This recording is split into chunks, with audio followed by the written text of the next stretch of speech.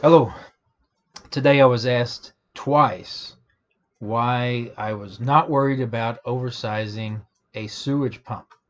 And it was specifically about this 10SC with a 2-inch discharge sewage pump. It's a half horsepower. The application calls for 21 gallons a minute at 15 feet ahead.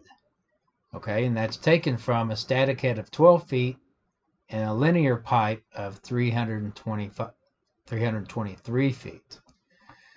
So this line is quite a ways above the required the system requirements. Okay, so did I oversize this pump? And the answer is no. I didn't oversize it, and I couldn't explain it very well because I didn't have a visual. I really feel like this is something you have to see. So we're taking this linear pipe of 323 feet and we're converting it to head with friction loss, with our friction loss chart. And I've noted down here already what the friction loss is at 21 gallons a minute. And this is where we got our 15 feet ahead. We had 12 feet of static head plus 3 feet of friction loss, gave us 15 feet of total dynamic head. So at 21 gallons a minute, that's our point for the system. Now, if you go down here and look at the next one, it's 40 gallons a minute.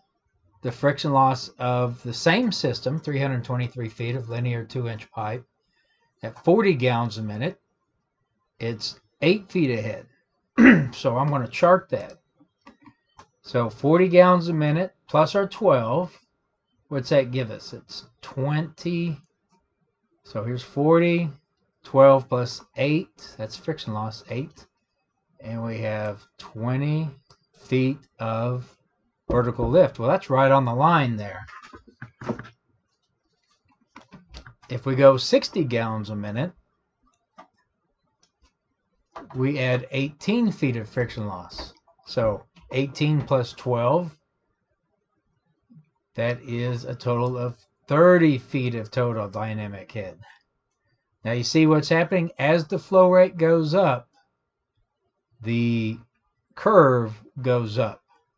And this point right here, because this is where it crosses the line of the pump's curve, this is the actual point of operation for this pump in this system. Therefore, this pump is operating at 40 gallons a minute in this particular system. I am still left of the best efficiency point. I'm on the left side of the curve. This is a good spot for this pump. I did not oversize it. This is why I didn't oversize it. So, just because it's required, just because our requirement was down here, doesn't mean that's where the pump will operate at. It's going to operate where it can in the system. Anyways, that was simple, and really couldn't explain it earlier, but I think it's something you have to see.